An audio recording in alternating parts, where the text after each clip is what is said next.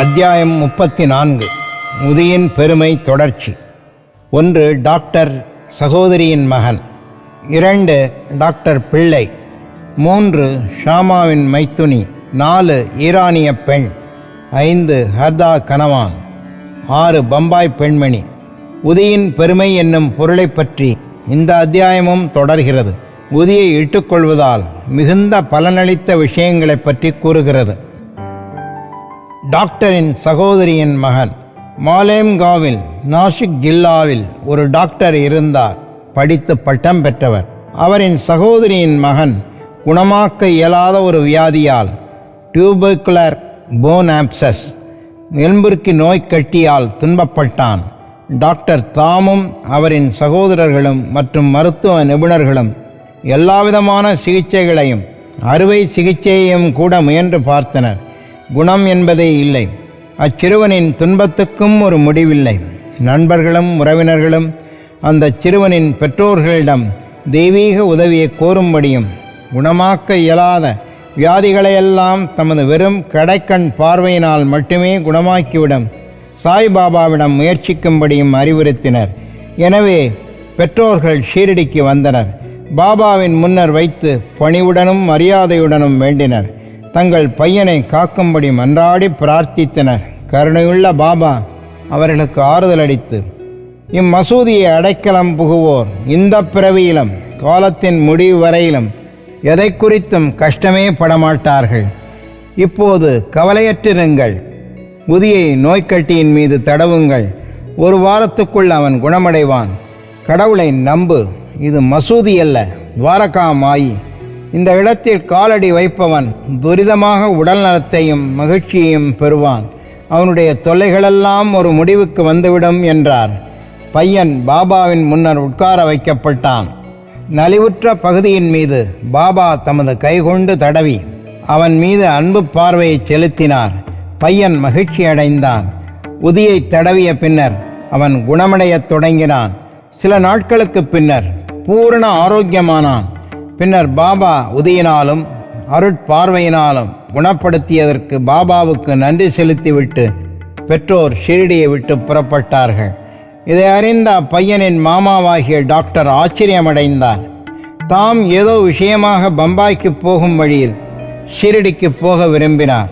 ஆனால் மாலேகாமிலும் மன்மாடிலும் அவரிடம் சிலர் பாபாவுக்கு எதிராக பேசி அவரது செவிகளில் விஷத்தை பாய்ச்சினர்.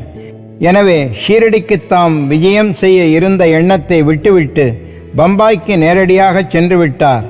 தமது விடுமுறையின் மீதமுள்ள நாட்களை அவர் அலிபாகில் கழிக்க விரும்பினார். ஆனால் பம்பாயில் இருந்தபோது 3 தொடர்ந்த இரவுகளிலும் இன்னும் நீ என்னை நம்ப மறுக்கிறாயா என்று ஒரு குரல் எழுந்தது. பின்னர் டாக்டர் தமது மனதை மாற்றிக்கொண்டு ஷீரடிக்கு செல்ல தீர்மானித்தார்.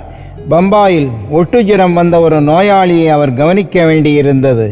அது விரைவில் குணமடையும் அறிகுறி எதையும் காணோம். எனவே தமது ஷீரடி விஜயம் ஒத்திவைக்கப்பட்டு விட்டது என்று அவர் நினைத்தார். எனினும் தமது மனதில் ஒரு சிறிய பரீட்சை வைத்து கொண்டார். நோயாளி என்று குணமடைந்தால் நான் நாளை ஷீரடி விஜயம் செய்வேன் என்று கூறிக்கொண்டார். ஆச்சரியம் என்னவெனில், அவர் அந்த தீர்மானம் எடுத்த அக்கணம் தொட்டே ஜுரம் உடனே நீங்கத் தொடங்கியது. உடல் சாதாரண நிலைக்கு வந்துவிட்டது. பின்னர் தமது தீர்மானத்தின்படி அவர் ஷீரடிக்கு சென்றார். பாபாவின் தரிசனத்தை பெற்று அவர் முன் வீழ்ந்து பணிந்தார். அவர் தமக்கு அடியாராகும் வண்ணம் பாபா அவருக்கு அத்தகைய அனுபவங்களை அளித்தார். அவர் அங்கு 4 நாட்கள் தங்கியிருந்தார். பாபாவின் உதிய ஆசீர்வாதங்களுடன் வீட்டுக்கு திரும்பினார். 15 நாட்களுக்குள் விஜாப்பூருக்கு உத்தியோக உயர்வில் அவர் மாற்றப்பட்டார். அவருடைய சகோதரியின் மகன் விஷயம் பாபாவை பார்ப்பதற்கும் அவருக்கு ஒரு சந்தர்ப்பம் அளித்தது. இந்த விஜயம் ஞானியின் பாத கமலங்களின் மீது அசைக்க இயலாத பக்தியை அவரிடம் தோற்றுவிப்பதற்கு காரணமாக இருந்தது. டாக்டர் பிள்ளை. டாக்டர் பிள்ளை என்பவர் பாபாவின் மிக நெருங்கிய பக்தர். பாபா அவரை மிகவும் விரும்பினார். எப்போதும் அவரை பாவ் சகோதரன் என்று அழைத்தார். அவருடன் அடிக்கடி பேசினார். எல்லா விஷயங்களிலும் அவரை கலந்து ஆலோசித்தார். அவரை எப்போதும் தமது அருகில் இருக்கவும் விரும்பினார். இந்த பிள்ளை ஒருமுறை நரம்பு சிலந்தி நோய் வந்து மிகவும் அவதியுற்றார். அவர் காக்கா சாஹேப் தீட்சித்திடம், இந்த வலி உயிர் வதையாகவும் தாங்க முடியாததாகவும் இருக்கிறது, அதைவிட சாவையே விரும்புகிறேன். முன் ஊழ்வினையால் இந்த வலி நேர்ந்தது என்பது எனக்கு தெரியும். ஆனால் பாபாவிடம் சென்று வலியை நிறுத்தும்படியும் எனது முன் ஊழ்வினையை வரப்போகும் 10 பிறப்புகளுக்கு மாற்றும்படியும் கூறுங்கள் என்றார். தீட்சித் பாபாவிடம் சென்று அவரின் வேண்டுகோளை தெரிவித்தார். பாபா அவரது வேண்டுகோளை கேட்டு மனமிறங்கினார். தீட்சித்திடம் பயப்படாதிருக்கும்படியும் அவரிடம் கூறுங்கள். ஏன் அவர் 10 ஜென்மங்கள் கஷ்டப்பட வேண்டும்? 10 நாட்களில் அவர் தொல்லைகளையும் முன்னைய ஊழ்வினைகளையும் உழைத்து நிறைவேற்ற முடியும். அவருக்கு இகபர நலன்களை அளிக்க நான் இவ்விடத்தில் இருக்கும்போது அவர் ஏன் சாவிற்கு வேண்டிக் கொள்ள வேண்டும்? யார் முதுகிலாவது அவரை இவ்விடம் கொண்டு வாருங்கள். நாம் வேலை செய்து அவர்தம் தொல்லைகளை அடியோடு களைந்து விடலாம். டாக்டர் அந்நிலையில் கொண்டு வரப்பட்டார். பாபாவின் வலப்புறத்தில் பக்கீர் பாபா எப்போதும் அமரும் இடத்தில் அமரச் சேவிக்கப்பட்டார். பாபா தமது திண்டையே அவருக்கு அளித்து, இங்கேயே அமைதியாக படுத்து ஆசுவாசப்படுத்திக் கொள். உண்மையான சிகிச்சை யாதெனில் முன் வினைகளின் பலனை அனுபவித்து தீர்ப்பதே ஆகும். இன்ப துன்பங்களின் விளைவே நமது கர்மா. எனவே உனக்கு நேரிடும் அனைத்தையும் பொறுத்துக்கொள். அல்லாவை தீர்ப்பவர், காப்பவர், அவரையே எப்போதும் நினை. அல்லாவை நாம் தொழுதால் சுகம் எல்லாமே ஓடி வரும். வல்லோனை இணைத்திருந்தால் நல்ல வாழ்க்கையும் தேடி வரும். அவர் உன்னை கவனித்துக் கொள்வார். உனது உடலால், உள்ளத்தால், செல்வத்தால், வாக்கால் அவரை சரணடை, அதாவது முழுவதுமாக. பின்னர் கவனி அவர் என்ன செய்கிறார் என்பதை என்றார். நானா சாஹேப் ஒரு பேண்டேஜ் போட்டிருப்பதாகவும் ஆயினும் அவர் எவ்வித நிவாரணத்தையும் உணரவில்லை என்றும் டாக்டர் பிள்ளை பதில் கூறினார். நானா ஒரு மடையன் என்றார் பாபா. பேண்டேஜை எடுத்துவிடு, இல்லாவிடல் செத்து விடுவாய். இப்போது ஒரு காக்கை வந்து உன்னை கொத்தும், அதன் பின் நீ குணமடைவாய் என்றார். இந்த உரையாடல் நிகழ்ந்து கொண்டிருக்கும் போது எப்பொழுதும் விளக்குகளை ஒழுங்குபடுத்தி மசூதியை சுத்தப்படுத்தும் அப்துல் என்பவர் வந்தார். அவர் தனது சீர் செய்யும் வேலையை கவனித்துக் கொண்டிருக்கையில் தற்செயலாக அவரது பாதம் டாக்டர் பிள்ளையின் நீட்டப்பட்ட கால்களின் மீது பட்டுவிட்டது. அதாவது மிதித்து விட்டார். கால் ஏற்கனவே வீங்கியிருந்தது. அப்துலின் கால்வேறு மிதித்து அழித்து விட்டதால் உடனேயே 7 சிலந்தி புழுக்கள் அனைத்தும் கினியா வேர்ம்ஸ் வெளியே தள்ளப்பட்டன. வலி தாங்க முடியாமல் டாக்டர் பிள்ளை பெருங்கூச்சலில் அலறினார். சில சமயத்தில் அவர் அமைதியடைந்து மாறி மாறி பாடவும் அடவும் தொடங்கினார். பாபா அப்போது, பார், நமது சகோதரன் இப்போது சௌக்கியமாகி பாடிக்கொண்டிருக்கிறார் என்றார். அப்போது பிள்ளை, காக்கை எப்போது வரும், கொத்தும் என்று கேட்டார். பாபா, காக்கையை நீ காணவில்லையா? அவன் மீண்டும் வரமாட்டான். அப்துல் தான் அந்த காக்கை என்றான். இப்போது வாதாவுக்கு போய் ஓய்வெடுத்துக்கொள், விரைவில் நீ குணமடைவாய் என்றார்.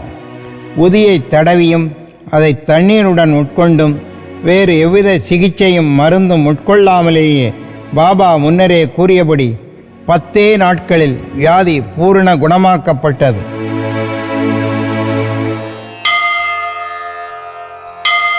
ஷாமாவின் மைத்துனி. ஷாமாவின் தம்பியான பாபுஜி சாவுல் கிணற்றுக்கு அருகில் தங்கியிருந்தார். ஒருமுறை அவர் மனைவி கட்டிகளுள்ள பிளேக் வியாதியால் தாக்கப்பட்டாள். அவளுக்கு அதிகமான ஜுரமும் அடிவயிற்றில் 2 கட்டிகளும் ஏற்பட்டன. பாபாஜி ஷீரடிக்கு ஷாமாவிடம் ஓடி வந்து உதவி செய்யும்படி கூறினார். ஷாமா பீதியடைந்தார். ஆனால் தமது வழக்கப்படி பாபாவிடம் சென்று அவர் திருமுன் வீழ்ந்து பணிந்து அவருடைய உதவியை தொழுது கோரி வியாதியை குணமாக்கும்படி கேட்டுக்கொண்டார். தன் தம்பி வீட்டிற்கு போகவும் அவருடைய உத்தரவை வேண்டி நின்றார். பாபா, அங்கே இந்த பின்னிரவு நேரத்தில் செல்ல வேண்டாம். அவளுக்கு உதியை அனுப்புக. ஜுரத்தை பற்றியும் கட்டியை பற்றியும் ஏன் கவலைப்பட வேண்டும்? கடவுளே நமக்கு தந்தையும் எஜமானருமாவார். எளிதில் அவள் குணமடைவாள். இப்போது போகாதே, நாளை காலையில் போய் உடனே திரும்பிவிடு என்றார். பாபாவின் உதியில் ஷாமாவுக்கு பூர்ண நம்பிக்கை உண்டு. அது பாபாஜியிடம் அனுப்பப்பட்டது. கட்டிகளின் மீது அது தடவப்பட்டது. சிறிது தண்ணீரில் கரைக்கப்பட்டு குடிக்கப்பட்டது. அதை உட்கொண்டதுதான் தாமதம். பெருமளவில் வேர்த்து கொட்டியது. ஜுரம் விட்டது. நோயாளிக்கு நல்ல தூக்கம் கிடைத்தது. அடுத்த நாள் காலை பாபாஜி தமது மனைவியின் உடல்நிலை தேறிவிட்டதையும் ஜுரம் கட்டிகள் நீங்கி புது வலுவூட்டப் பெற்றதையும் கண்டு அதிசயப்பட்டார்.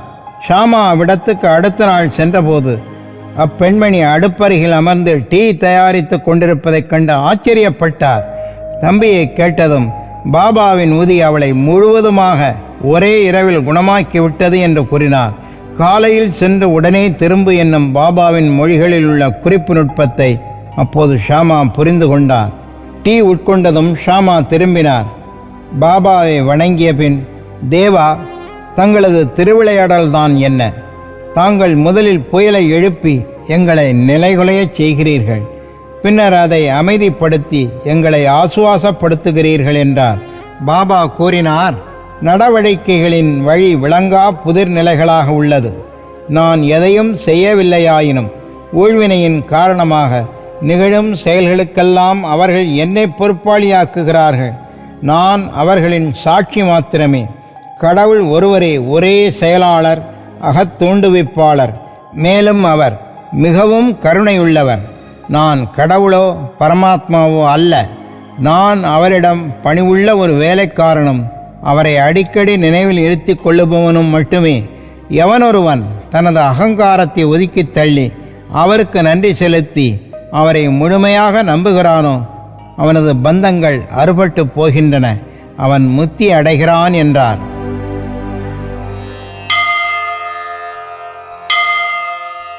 ஈரானியரின் பெண்.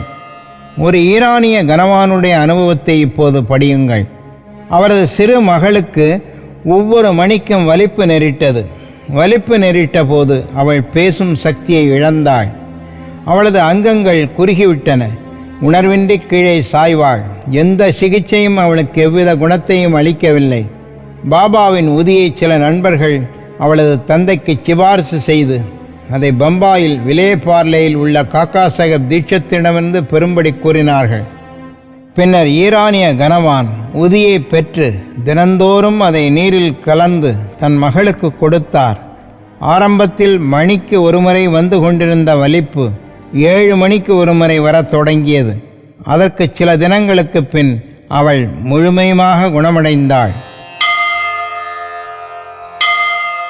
ஹர்தா கனவான். ஹர்தாவைச் சேர்ந்த முதியவர் ஒருவர் தமது மூத்திரப் பையில் உள்ள கல் ஒன்றால் கஷ்டப்பட்டார். அத்தகைய கற்களெல்லாம் பொதுவாக ரண சிகிச்சை மூலமாகவே நீக்கப்படுகின்றன. மக்கள் அவரையும் ஒரு அறுவை சிகிச்சை செய்து கொள்ளும்படி கூறினர். அவர் முதுமையும் தளர்ச்சியும் உடையவராக இருந்தார். அவருக்கு மனோதிடமும் தேவையாக இருந்தது. அறுவை சிகிச்சைக்கு தன்னை உட்படுத்திக் கொள்வதை அவரால் நினைக்க இயலவில்லை. அவரது கஷ்டம் மற்றொரு வகையில் தீர இருந்தது. அந்த நகரத்தின் இனாம்தார் அந்த நேரத்தில் அவ்விடத்துக்கு வரும்படியாக நிகழ்ந்தது. அவர் பாபாவின் அடியவர்களுள் ஒருவர். அவர் எப்போதும் தம்மிடம் முதி கையிருப்பை வைத்திருந்தார். சிலரின் சிபாரிசின் பேரில் அம்முதியவரின் மகன் அந்த உதியிலிருந்து சிறிது அவரிடமிருந்து பெற்று தண்ணீரில் அதை கலக்கி தன் கிழத்தந்தைக்கு உட்கொள்ள கொடுத்தான். 5 நிமிடங்களில் உதி உடம்பில் சார்ந்து கல் கரைந்து சிறுநீர் வழியாக வெளிவந்து விட்டது. முதியவரும் விரைவில் குணமடைந்தார். பம்பாய் பெண்மணி. பம்பாயில் காயஸ்த பிரபு ஜாதியைச் சேர்ந்த ஒரு பெண்மணி பிரசவத்தின் போதெல்லாம் கடும் வேதனை அடைந்தாள். ஒவ்வொரு முறை தான் கர்ப்பமானதும் என்ன செய்வதென்று தெரியாமல் அவள் பீதி அடைந்தாள். பாபாவின் ஒரு பக்தரான கல்யாணைச் சேர்ந்த ஸ்ரீ ராம மாருதி என்பார் சுகப்பிரசவத்துக்காக அவளை ஷிர்டி அழைத்துச் செல்லும்படி அவளது கணவனுக்கு அறிவுறுத்தினார். மீண்டும் அவள் கருவுற்ற போது கணவனும் மனைவியும் ஷிர்டிக்கு சென்று அங்கு சில மாதங்கள் தங்கி பாபாவை வணங்கி அவர்தம் கூட்டுறவால் ஆய பலன்களையெல்லாம் அடைந்தனர். சில நாட்களுக்கு பின் பிரசவ நேரம் வந்தது. வழக்கம்போல கருப்பையிலிருந்து வரும் வழியில் தடங்கள் ஏற்பட்டது. பிரசவ வேதனையை அவள் அனுபவித்தாள். என்ன செய்வதென்று அவளுக்கு தெரியவில்லை. ஆனால் பாபாவை நோக்கி நிவாரணத்துக்கு பிரார்த்தனை செய்தாள். இத்தருணத்தில் பக்கத்தில் குடியிருந்த ஒரு பெண்மணி வந்து சேர்ந்தாள். பாபாவை தொழுது பிரார்த்தனை செய்தபின் உதிக்கலவை பருகுவதற்கு அவளிடம் கொடுத்தாள். 5 நிமிடங்களில் அந்த பெண் பத்திரமாகவும் வலியேதுமின்றியும் பிரசவித்தாள். பிறந்த குழந்தை அதன் தலைவிதிப்படி இறந்தே பிறந்தது.